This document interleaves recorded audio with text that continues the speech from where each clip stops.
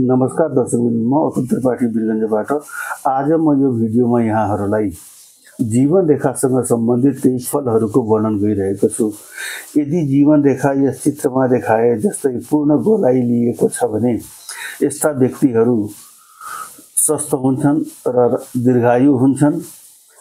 जीवन रेखाको गोलाइ पूर्णतया हुनुपर्छ र कतै टुटेको कटेको फटेको हुनु हुँदैन, पहिलो कुरो।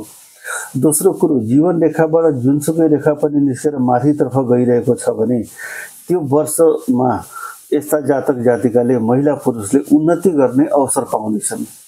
जस्तो कि यो ठाउँमा तपाईको 22 देखि 24 वर्षको उमेरमा उन्नति गर्ने मौका पाउनेछन्। चाहे त्यो बृहस्पतिमा गएकोले अध्ययनसँग सम्बन्धित पनि हुनसक्छ, जागिर व्यवसायसँग पनि सम्बन्धित। त्यसैगरी यो अर्को उन्नतिपछि अर्को उन्नतिको अवसर उनले पाउँछन्। तर यो रेखा आएर मस्तिष्क रेखा, यो मस्तिष्क रेखाले चाहिँ यसलाई यहाँ रोकिदिएको छ। यो मस्तिष्क रेखामा रोकिने रेखाले के हुन्छ भने यस्ता व्यक्तिहरू, महिला पुरुषहरू आफ्नो गलत निर्णयले गर्दा त्यो अवसरको पूर्णतया उपयोग गर्न पाउँदैनन्।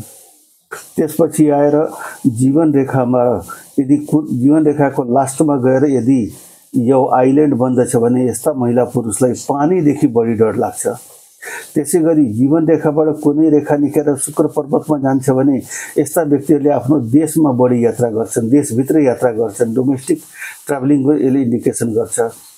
त्यसैगरी यो जुन छ जीवन रेखाबाट निस्केर कुनै रेखा केतु पर्वततर्फ आउँछ भने यिनीहरूले विदेश यात्रा या देश बाहिरको यात्रा गर्छन्। देश बाहिरको यात्रा भन्नाले तपाईको जस्तो हामी नेपालमा छौँ भने इन्डिया भयो या बङ्गलादेश हो या पाकिस्तान भयो या भुटान भयो, छेउछेउमा जान्छौँ, टाढा जाँदैनौँ।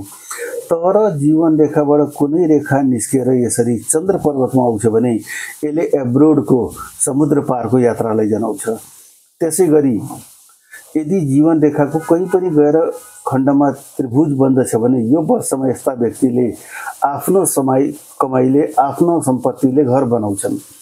अब यदि यो त्रिभुज यदि मान्यौँ स्टार्टिङमै छ, 15-20 वर्षको उमेरमै छ भने डेफिनेटली 15-20 वर्षमा बिरलै कसैले घर बनाउँछ। जस्तो कि यो त्रिभुज बनिरहेछ। यस्तो अवस्थामा यिनको ग्रहले जसलाई फेभर गर्छ त्यो व्यक्तिले, परिवारको व्यक्तिले, रगत हाडछालाको नाता भएको व्यक्तिले भवन निर्माण गर्दछ। हस् त अहिलेको भिडियोमा यति नै। मेरो भिडियो यहाँलाई मन परेमा लाइक र सब्सक्राइब गरिदिनु होला। यहाँहरूको एउटा सब्सक्राइबले मेरो धेरै ठुलो कल्याण हुन्छ। पुनः यसैमा सानो जानकारीमूलक भिडियो लिएर पुनः उपस्थित हुनेछु। हस्, अहिलेलाई यहाँ सबैहरूलाई हेरिदिएकोमा धन्यवाद।